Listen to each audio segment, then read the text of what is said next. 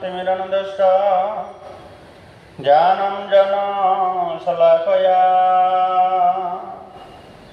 चक्षुरुन्मिलितं येन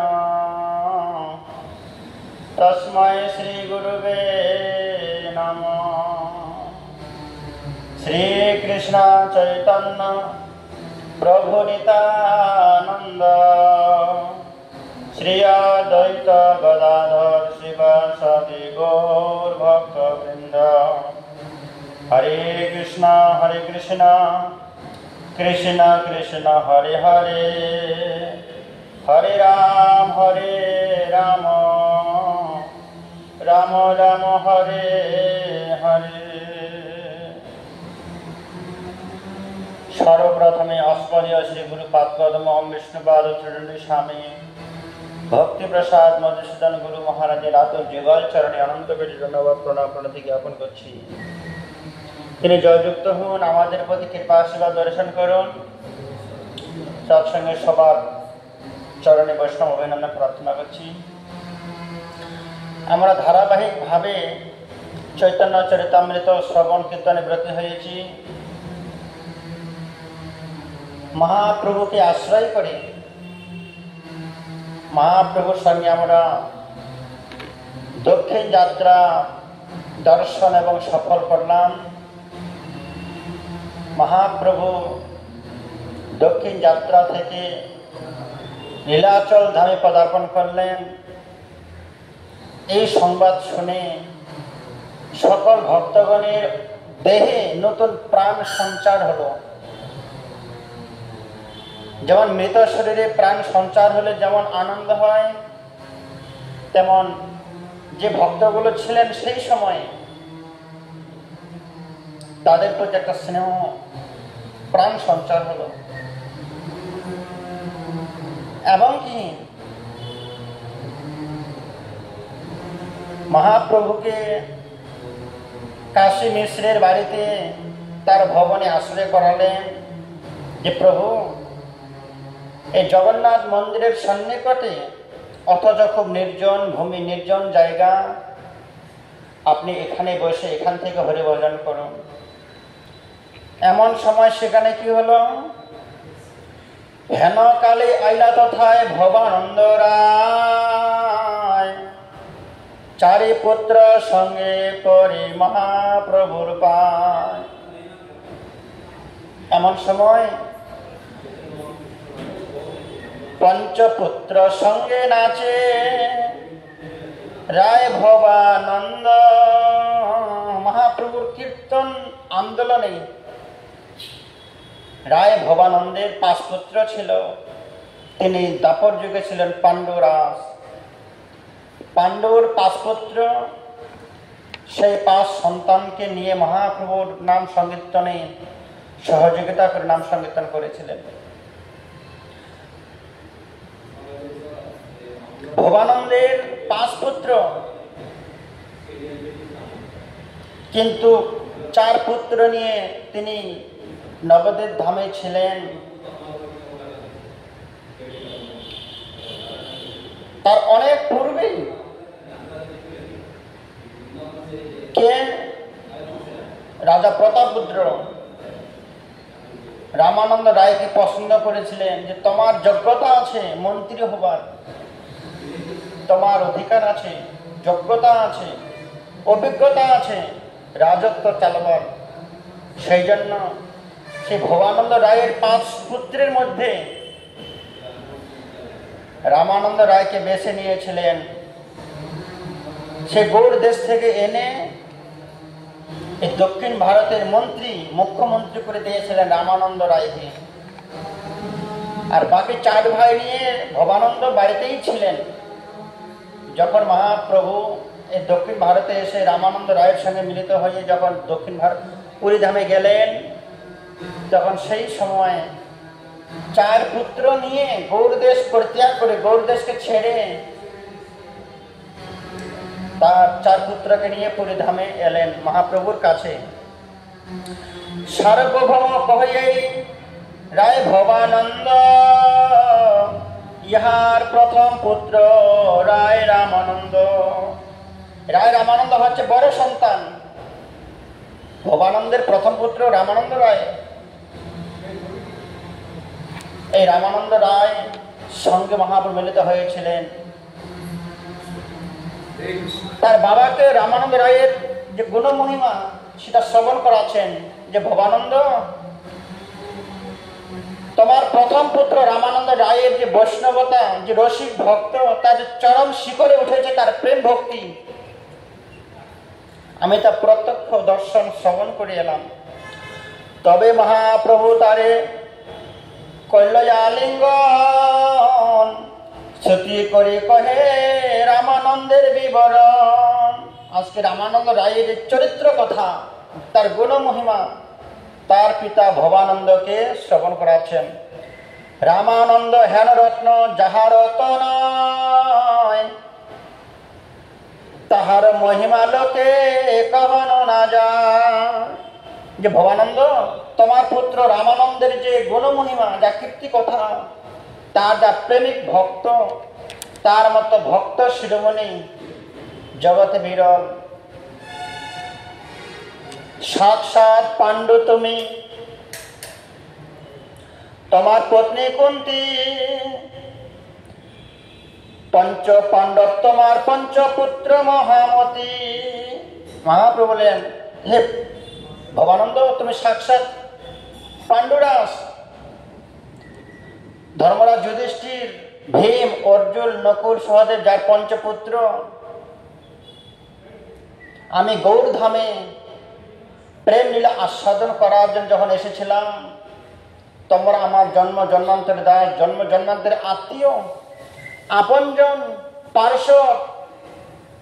আমি গৌরধামে আসবো বলে তোমরাও থাকতে না পেরে তুমি তোমার 5 সন্তানকে নিয়ে জন্মগ্রহণ করলে। তোমাদের সঙ্গে আমার নিত্য সম্বন্ধ, সাধন সিদ্ধা ন, তোমরা তোমার সাক্ষাৎ নিত্য সিদ্ধা। রায় কহে ভবানন্দ বলে, প্রভু আমি ততখানি ভক্ত হতে পারিনি। ভবানন্দ কয়ে, আমি শূদ্র বিষয় অধম, তবু তুমি পর্ষয়ে ঈশ্বর লক্ষণ। ভবানন্দ রায় বললেন, প্রভু আমি ততখানি ভক্ত হতে পারিনি, আমি বিষয়ী অধম। আমার জীবন সদা পাপের তো নাহি কপূর্ণের লেশ। যে প্রভু আমি বিষয়ী অধম, ভক্তির লেশ মাত্র আমার মধ্যে নেই। অভক্তের যত কুলক্ষণ যত আমাতে সব আছে। হরি বিমুখ ব্যক্তি যে লক্ষণগুলো থাকার দরকার, অভক্তের যে কতগুলো লক্ষণ আছে, সেই লক্ষণগুলো আমার মধ্যে সীমাবদ্ধ, আমি এখনো ভক্ত হতে পারিনি। কে বলছেন? ভবানন্দ, রামানন্দের পিতা। আর আমরা 2 দিন হরিভজন করি, 2 দিনের ভক্ত হয়েছি, সামান্য কিছু ভগবানের জন্য করতে পারি বা না পারি, অভিমান গর্বটা আমাদের আগে এসে দাঁড়ায়।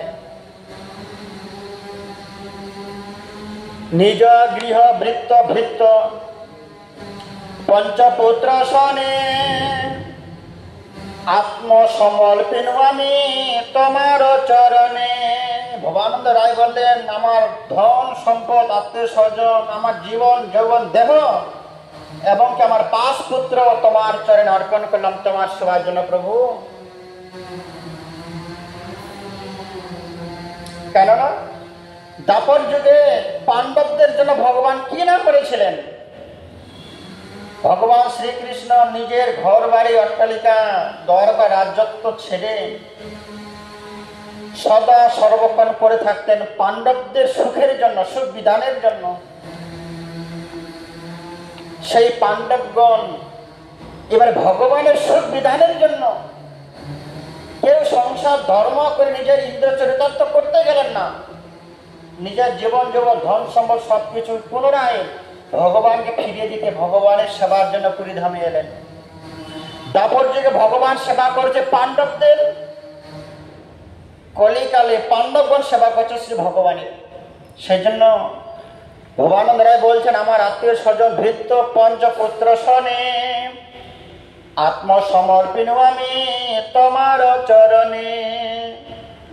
এই বাণীনাথ আমার দ্বিতীয় সন্তান। রামানন্দ রায় দক্ষিণ ভারতে আছে এখনো। আমার দ্বিতীয় সন্তান বাণীনাথ। এই বাণীনাথ রহিবে তোমার চরণে, যবে যেই আজ্ঞা তাহা করিবে সেবনে। আমার দ্বিতীয় সন্তান কে? যুধিষ্ঠির, ভীম। সেই ভীম হচ্ছে বাণীনাথ।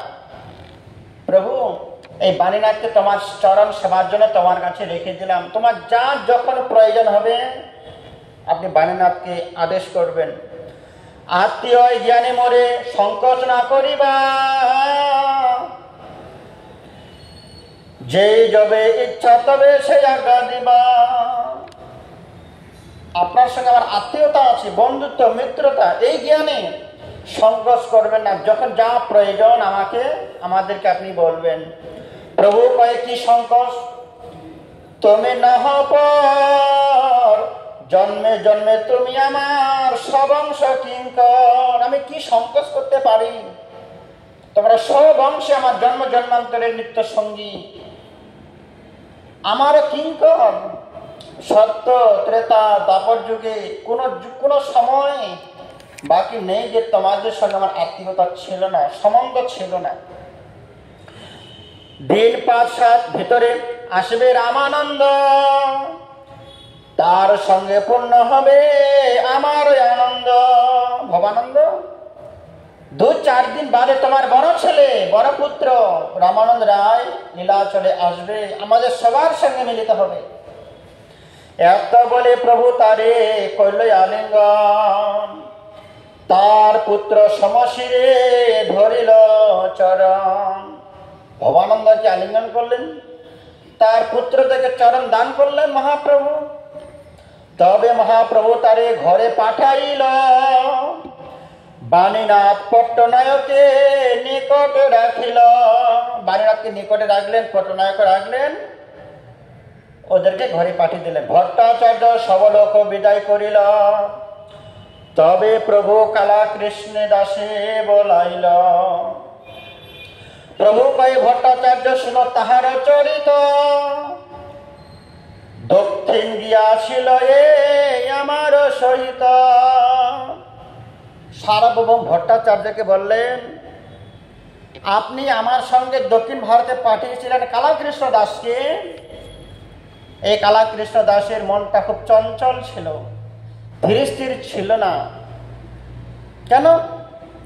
ভট্টথারীর কাছে গেলাম আমারে ছাড়িয়া, ভট্টথারী হইতে ইহারে আনেন উদ্ধারিয়া। তিনি ভট্টথারীর কাছে, ভট্টথারী নামে একজন ব্রাহ্মণ ছিলেন, সন্ন্যাসী, মায়াবাদী।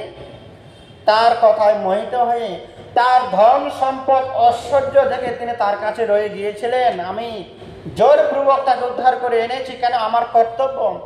কৃষ্ণদাসকে পুরীধাম থেকে নিয়ে গিয়েছিলাম, আমি আবার আপনার হাতে অর্পণ করলাম, আমার এখান থেকে দায় সমাপ্তি হয়ে গেল, কেননা এটা আমার কর্তব্য ছিল। এবে আমি ইহা আনি করিলাম অবিদায়, যাহা ইচ্ছা তাহা আমার শোনে, আর দয়া নাই। এখন আপনার ভক্ত, আপনার অনুচর, আপনার কিঙ্কর আপনার হাতে অর্পণ করলাম, আমার এখান থেকে দায়টা সমাপ্তি হয়ে গেল। এত শুনি কৃষ্ণদাস কান্দিতে লাগিলা, মধ্যাহ্ন করিতে মহাপ্রভু চলি গেলা। নিত্যানন্দ, জগদানন্দ, মুকুন্দ, দামোদর চারিজনে যুক্তি তবে করিলা অন্তর। কি যুক্তি করলেন? নিত্যানন্দ প্রভু, জগদানন্দ, মুকুন্দ, দামোদর পণ্ডিত, এই চারজন ভক্ত চিন্তা করছেন মহাপ্রভুর বিরহে নদিয়াবাসীগণ, গৌর দেশের ভক্তগণ কেবল প্রাণটাকে ধরে আছে মহাপ্রভুর সঙ্গে দেখা করবে বলে। তাদেরকে এই খবরটা দেওয়ার দরকার, প্রয়োজন আছে যে চৈতন্য মহাপ্রভু দক্ষিণ ভারত ভ্রমণ করে লীলাচলে এসেছে, আপনারা আসুন দর্শন করে যান। কেননা মহাপ্রভুর দর্শনের অপেক্ষা তারা জীবন ধারণ করিয়াছে। এবং কি সচী মাতা তিনিও শ্রবণ করেছিলেন, আমার সন্তান নিমাই সন্ন্যাস নিয়ে পুরীধামে গেলেন, পুরীধাম থেকে শুনলাম তিনি দক্ষিণ দেশে চলে গেলেন। কেমন আছে, কি সেবা করছে, কি অবস্থায় আছে, মা কোনো কিছু খবর পাননি। শ্রীবাস পণ্ডিত তারা অপেক্ষা করে আছে মহাপ্রভুর সংবাদ পাবার জন্য। তার চারজন আলোচনা করলেন, আমাদের মধ্যে এমন একজন ব্যক্তিকে গৌড় দেশে যেতে হবে, যাতে গৌড় দেশে গিয়ে নবদ্বীপ নদিয়াতে গিয়ে মহাপ্রভুর সংবাদটুকু দেওয়া যায়। গৌড় দেশে পাঠাইতে চাই একজন, আইকে কহিবে যায় প্রভুর আগমন। যাতে নবদ্বীপ ধামে গিয়ে মাতা শচী দেবীকে বলা যায় যে নিমাই দক্ষিণ ভারত দর্শন করে সুস্থ কুশলে নীলাচল ধামে পৌঁছে গেছে। অদ্বৈত শ্রীবাসাদি যত ভক্তগণ সবাই আসবে শুনি মহাপ্রভুর আগমন। অদ্বৈত প্রভু, শ্রীবাস পণ্ডিত তারা সবাই খবর পাওয়া মাত্র তারা ছুটে আসবে মহাপ্রভুকে দর্শন করার জন্য। এই কৃষ্ণদাস দিব গৌরে পাঠাইয়া, এত কহি তারে রাখিলেন আশাসিয়া। সব থেকে উপযুক্ত ব্যক্তি, যিনি মহাপ্রভুর চরণ সেবা করার জন্য প্রতি পদে পদে সাক্ষী, প্রতি পদে পদে মহাপ্রভুর সেবা করেছে এবং দক্ষিণ ভারত কিভাবে ভ্রমণ করলেন, কিভাবে দর্শন করলেন, স্বচক্ষে যে প্রত্যক্ষদর্শী প্রত্যক্ষ সাক্ষী আছে, তিনি মায়ের কাছে গেলে তিনি দক্ষিণ ভারতের যাত্রা কেমন ছিল, কি কি দর্শন হয়েছে, তার পরিপূর্ণভাবে অভিজ্ঞতা আছে। তাকে যদি আমরা নবদ্বীপে পাঠাই, তিনি তার নিজের মুখে সকল ভক্তদেরকে শ্রবণ করাতে পারবে। এই ব্যক্তিটাই হচ্ছে যোগ্যবান।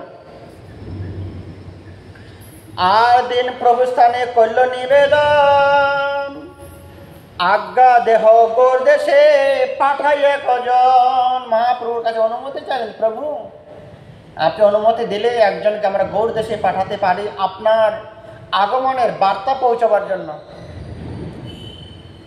তোমার দক্ষিণ আগমন শুনে শচিয়ায়, অদ্বৈত ভক্ত সবে আছে মহা দুঃখ পায়। একজন যাই কহুক শুভ সমাচার, প্রভু কহে সেই কর যে ইচ্ছা তোমার। মহাপ্রভু সম্মতি দিলেন। তবে সেই কৃষ্ণদাস গৌরে পাঠাইল, বৈষ্ণব সবাইকে দিতে মহাপ্রসাদ দিল। কে? নিত্যানন্দ প্রভু সব ভক্তদের জন্য আলাদা আলাদা জগন্নাথ দেবের মহাপ্রসাদ তাকে দিলেন।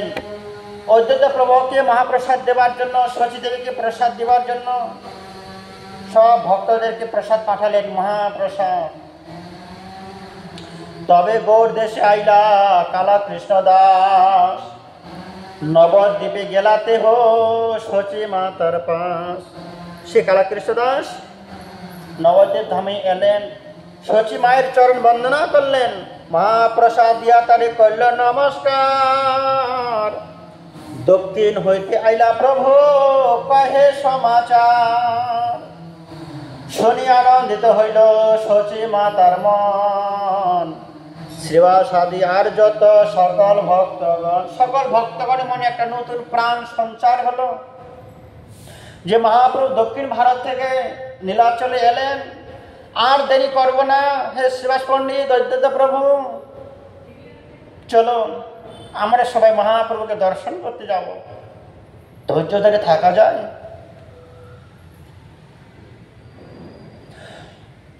শুনিয়া সবার হইল পরময় উল্লাস, অদ্বৈত আচার্য গৃহে গেলা কৃষ্ণ দাস। আচার্যের প্রসাদ দিয়া করে নমস্কার, সম্মুখ রহিল মহাপ্রভুর সমাচার। শুনি আচার্য গোসাইর হইল আনন্দ, প্রেমাবেশে নিত্য বহু গীত হুঙ্কার কইল। হরিদাস ঠাকুরের কইল আনন্দ, বাসুদেব দত্ত গুপ্ত মুরারি শিবানন্দ। হরিদাস ঠাকুরকে বললেন, হরিদাস তাড়াতাড়ি চলুন, মহাপ্রভু এসেছে নীলাচল ধামে। রাঘব পণ্ডিত তাকে খবর দেওয়া হলো, সবাইকে শ্রবণ করালেন, এমনকি সবাই সবার সঙ্গে আলোচনা করে যাত্রা শুরু করবেন নীলাচল ধামে আসার জন্য। 2 দিন 2 আচার্য মহোৎসব কইল, লীলাচলে যাইতে আচার্য যুক্তি দৃঢ় কইল। যতগুলো ভক্ত আছে, নদিয়ার ভক্ত, তারকেশ্বরের ভক্ত, এবং কি বর্ধমান জেলার যতগুলো মহাপ্রভু, যত পার্শ্ব, যত ভক্ত, সবাই একত্রিত হলো কিভাবে নবদ্বীপ ছেড়ে, নবদ্বীপ থেকে নীলাচলে যাওয়া যায়। সবে মিলে নবদ্বীপে একত্রিত হইল। লীলাদ্রে চলিল শচী মাতার আজ্ঞা লইয়া। প্রভুর সমাচার শুনি কুলীন গ্রামবাসী, সত্যরাজ খান মিলিলা সবে আসি। মুকুন্দ নরহরি রঘুনাথ খণ্ড হইতে, আচার্যের ঠাই আইলা লীলাচল যাইতে। সেই কালে দক্ষিণ হইতে পরমানন্দ পুরী, গঙ্গা তীরে তীরে আইলে নদিয়া নগরী। যখন মহাপ্রভু দক্ষিণ ভারতে ছিলেন, তখন পরমানন্দ পুরীর সঙ্গে দেখা হয়েছিল। পরমানন্দ পুরী বললেন, প্রভু আমি পুরীধাম থেকে নবদ্বীপ ধামে যাব গঙ্গা স্নান করার জন্য, গঙ্গা তীর্থ করার জন্য।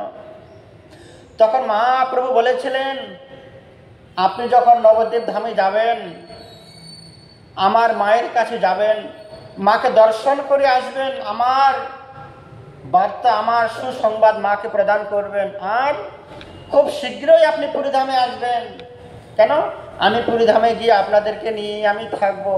যখন সেই পরমানন্দ পুরী নবদ্বীপ ধামে শচী মাতার বাড়িতে থেকে সংবাদটুকু পেলেন মহাপ্রভু দক্ষিণ থেকে পুরীধামে এসেছেন, তিনি থাকতে পারলেন না। তিনি ভক্তদেরকে জিজ্ঞাসা করলেন, শ্রীবাস পণ্ডিত, অদ্বৈত প্রভু, আপনারা কবে যাবেন নীলাচল ধামে? ওনারা বললেন, আমরা 5-6 দিন দেরি হবে আমাদের যেতে। পরমানন্দ পুরী থাকতে পারলেন না, অপেক্ষা করতে পারলেন না 5-6 দিন।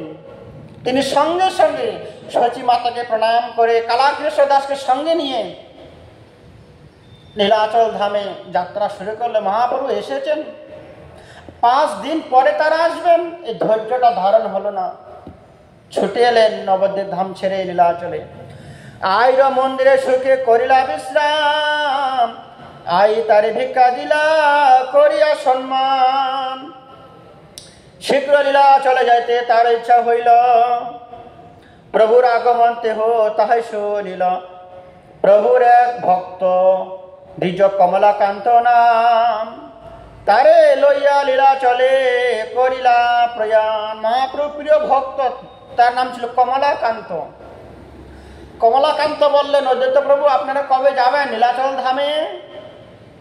বলে, আমার 5-6 দিন সময় লেগে যাবে, অনেক ভক্তকে তো একসঙ্গে নিয়ে যেতে হবে, সবাই নবদ্বীপ ধামে আসবে, একসঙ্গে আমরা যাবো। সে কমলাকান্ত থাকলেন না, পরমানন্দ পুরীর সঙ্গে কমলাকান্ত চলে এলেন পুরীধামে। সত্তরে আসিয়াতেহ মিলিলা প্রভুরে, প্রভুর আনন্দ হইল পাইয়া তাহারে। প্রেমাবেশে করল তারে চরণ বন্দন, দেহ প্রেমাবেশে করল প্রভুরে আলিঙ্গন। প্রভু কহে, তোমার সঙ্গে রহিতে বাঞ্ছা হয়, মোরে কৃপা করি লীলাদ্রি আশ্রয়। পুরী কহে, তোমার সঙ্গে রহিতে বাঞ্ছা করি, গৌর হইতে চলে আইলাম নীলাচল পুরী। দক্ষিণ হইতে শুনি তোমারে আগমন, শচী আনন্দিত আর যত ভক্তগণ।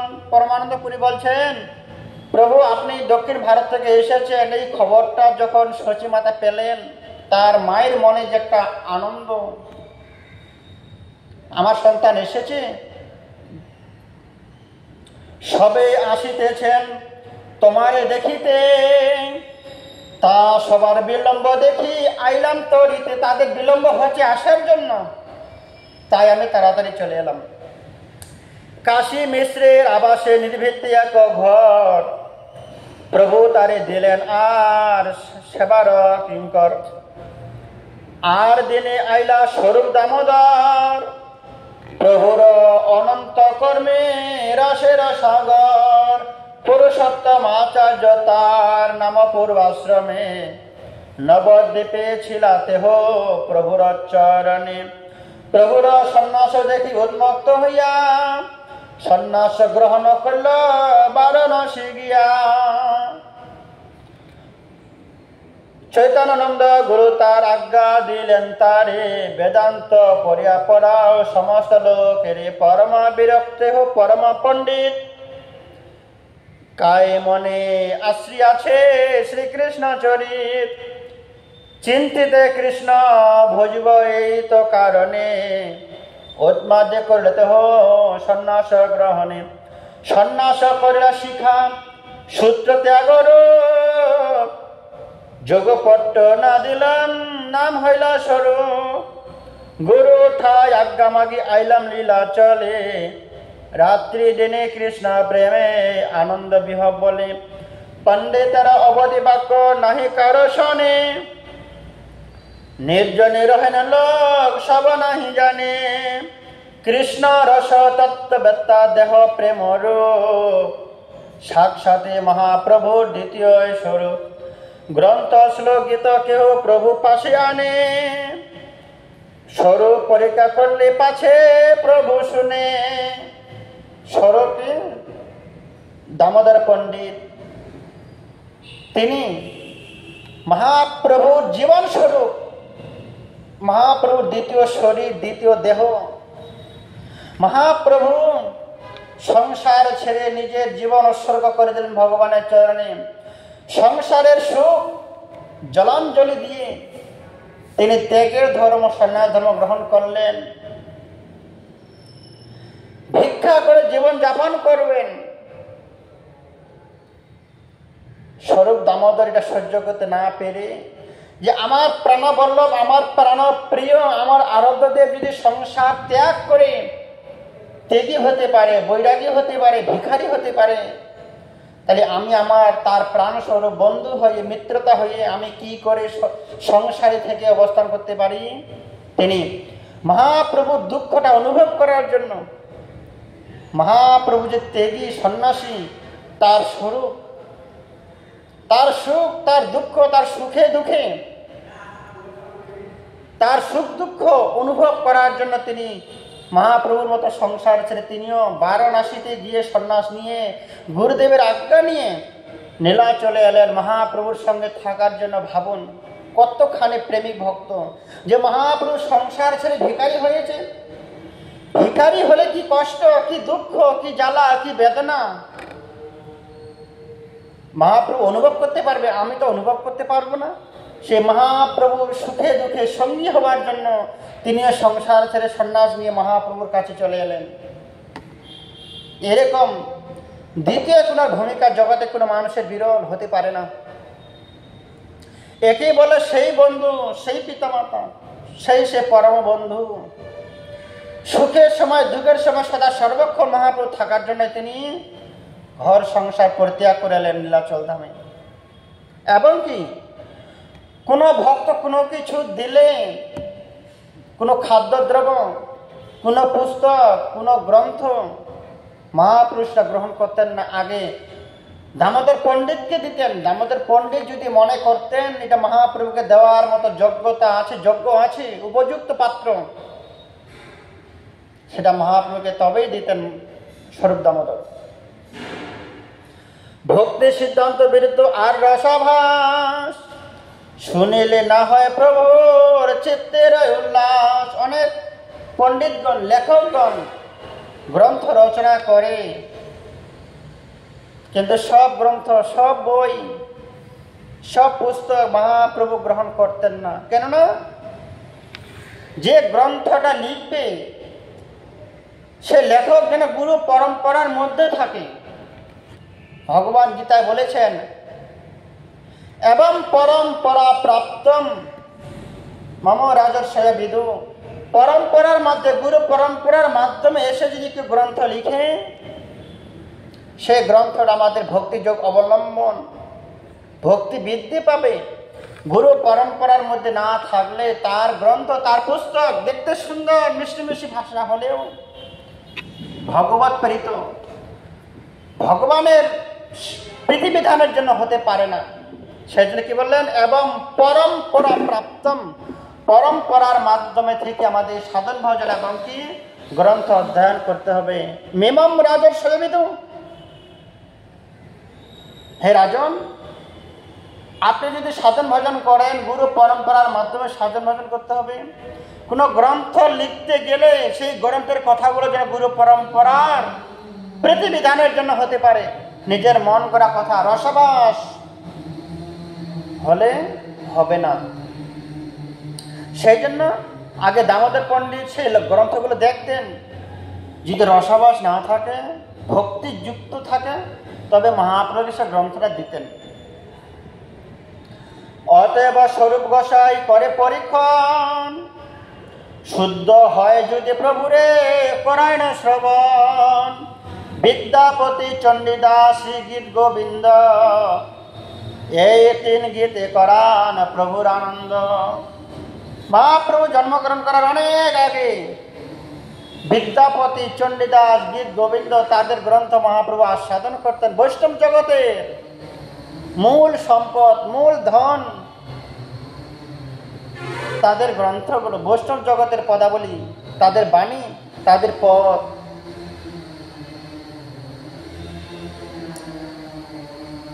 সঙ্গীতে গন্ধর্ব সম, শাস্ত্রে বৃহস্পতি, দামোদর সম আর নাহি মহামতি।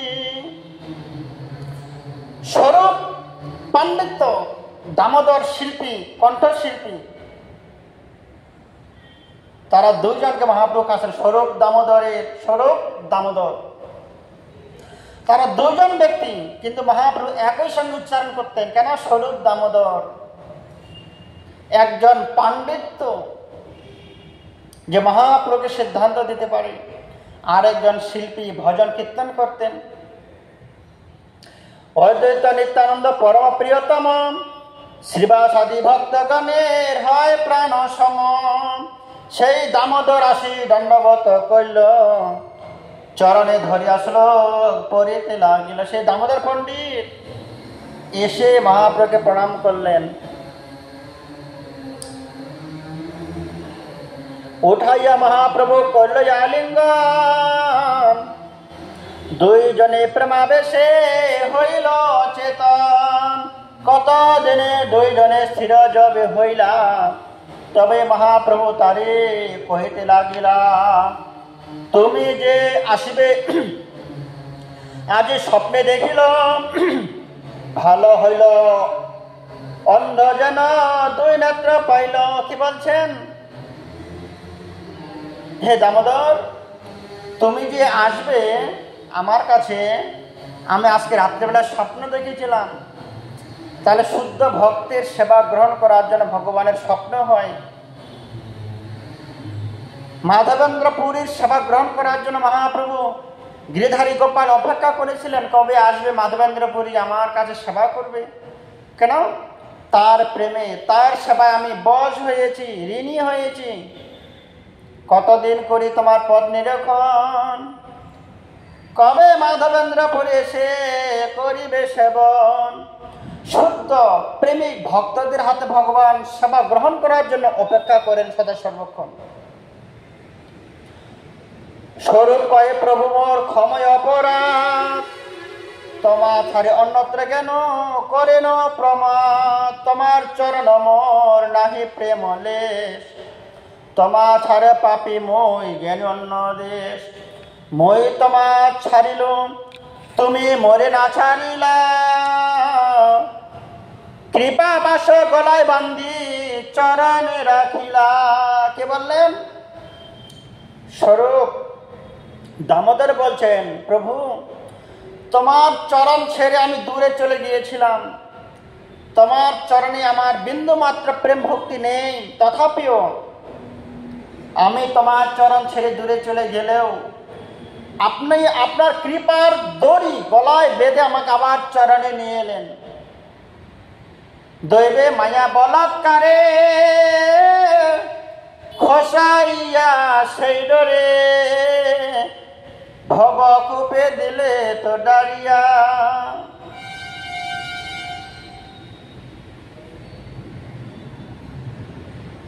সেই আমি তোমার চরণ ছেড়ে অনেক দূরে গিয়েছিলাম, কিন্তু আপনার কৃপার দড়ি আকর্ষণ করে আমাকে আবার চরণে আপনি নিয়ে এলেন। ধন্য আপনি প্রভু, যে ভক্ত ভগবানকে ছেড়ে চলে গেলেও ভগবান তার ভক্তদেরকে কখনো ছাড়তে পারেন না। কেননা ভগবান কখনো ভক্ত কখনো বলেননি আমরা ভক্ত হয়ে ভগবানের হৃদয়ে বাস করছি, কিন্তু ভগবান বলেছেন আমি ভক্তের হৃদয়ে বাস করি। ভক্ত যেখানেই যাবেন ভক্তের হৃদয়টা সেখানেই থাকবেন, আর সেখানে ভগবানের অবস্থান। তেমনি ভগবানের ভক্তগণ দূরে চলে গেলেও ভগবান ভক্তকে কখনো ভুলে যেতে পারেন না। যেমন বন থেকে পাখিকে আলাদা করা যায়, কিন্তু পাখির মন থেকে বন জঙ্গলকে আলাদা করা যায় না। সুযোগ পেলে তিনি বনে চলে যাবেন। বনের সঙ্গে তার একটা নিত্য সম্বন্ধ, কারণ জন্ম হয়েছে বনে, তার প্রাণটা আছে বনে। ঠিক তেমনি ভক্ত ভগবানকে ভুলে গেলেও ভগবান কখনো ভক্তকে ভুলে যান না। কেন? ভগবান প্রতিশ্রুতি দিয়েছেন ভক্তের হৃদয়ে সদা গোবিন্দ বিশ্রাম। গোবিন্দ কহে না মামা বৈষ্ণব পরাণ, অহম ভক্ত পরাধীন ইয়া স্বতন্ত্র জীবজী। আমি ভক্তের অধীন, ভক্তের হৃদয়ে বাস করি। তেমনি দামোদর পণ্ডিত, প্রভু আমি অপরাধ করেছি, আপনার চরণ ছেড়ে আমি চলে গিয়েছিলাম। সাধারণ মানুষ হলে কি করতেন? আমরা আমাকে ছেড়ে চলে গেছি, যাক আমি আর ডাকবো না।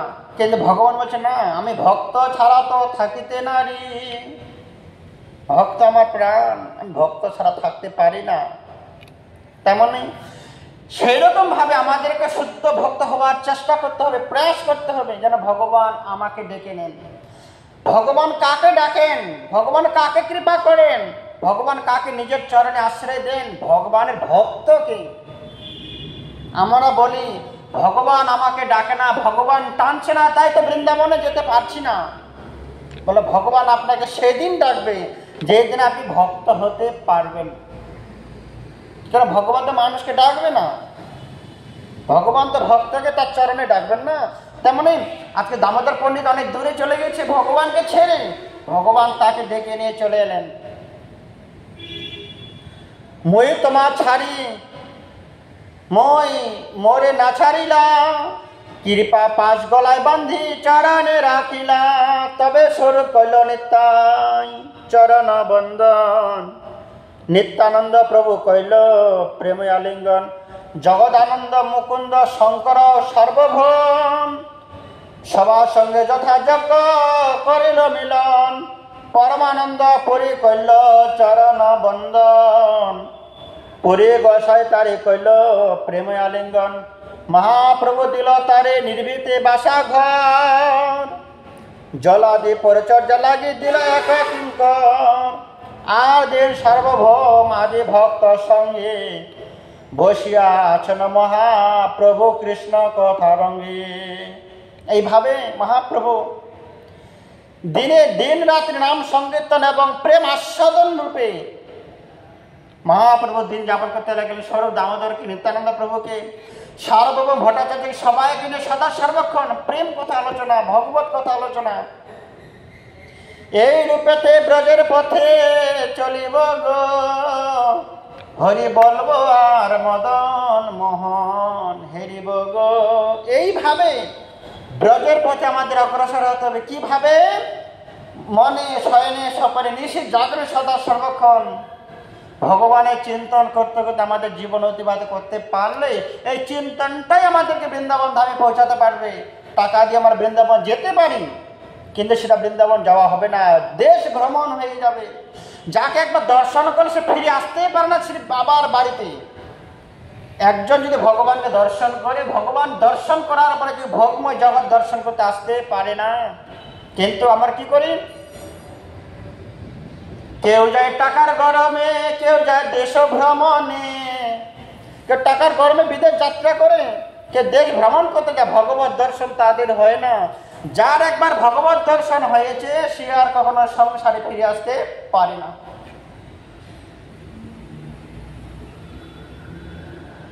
মহাপ্রভু এইভাবেই বসিয়া আছেন মহাপ্রভু কৃষ্ণ কথা রঙ্গে, সদা সর্বক্ষণ কৃষ্ণ কথায় চিন্তন, কৃষ্ণ কথা তার ধ্যান জ্ঞান মন প্রাণ নিয়ে জীবনটা অতিবাহিত করছেন সকল ভক্তদেরকে নিয়ে। তাই জন্য বললেন সাধু সঙ্গ। আজকে ভগবান নিজেই সাধু সঙ্গ পরিত্যাগ করলেন না। আমরা কি মনে করি আমি কেন সাধুর সঙ্গে যাব, সাধুরা তো আমার থেকে জুনিয়র, অশিক্ষিত। কিন্তু মহাপ্রভু সে বিচার করলেন না। সাধু সঙ্গের মাধ্যমে কৃষ্ণ কথা শ্রবণ করছেন। সাধু সঙ্গ, সাধু সঙ্গ সর্বশাস্ত্রে কয়, লোকমাত্র সাধু সঙ্গ সর্বসিদ্ধি হয়। কেন? ভগবান কপিল দেব, যে গঙ্গাসাগরের ভগবান কপিল, তিনি তার মাকে পর্যন্ত বলেছিলেন, মা সঙ্গ যদি করতে হবে তুমি সাধু সঙ্গে যাবে, শ্রবণ যখন করতে হবে তুমি কৃষ্ণ কথা শ্রবণ করবে, আহার যদি করতে হয় তুমি কৃষ্ণ প্রসাদ সেবা করবে, নাম যদি করতে হয় কৃষ্ণ নাম করবে। তেমনই মহাপ্রভু ভক্তদেরকে নিয়ে ভগবানের ভজন সাধন করছেন। এমন সময় মহাপ্রভুর গুরু ভাই আসবেন মহাপ্রভুর দর্শনে। আমরা সে সম্বন্ধে আগামীকালকে আলোচনা করব। আপনারা শ্রবণ করবেন, ধারাবাহিকভাবে মহাপ্রভুকে আত্মসাৎ করতে পারবেন, হৃদয়ঙ্গম করতে পারবেন, জানতে পারবেন। এই বলে আজকে বিশ্রাম। বাঞ্ছা কল্পতরুভ্যশ্চ কৃপা সিন্ধু ভয়েবচ পতিতানাং পাবনেভ্যো বৈষ্ণবেভ্যো নমো নমো। জয় লীলাচল ধাম কি জয়, हो বৃন্দাবন ধাম জয় हो। হরে কৃষ্ণ।